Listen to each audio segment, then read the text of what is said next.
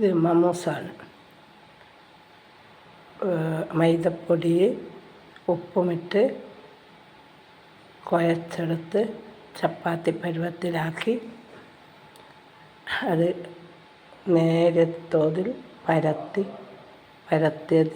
പരത്തിയത് വട്ടത്തിൽ മുറിച്ചെടുത്ത് അതിൽ മസാല ചേർത്ത് അപ്പച്ചമ്പൽ പുഴുങ്ങുക.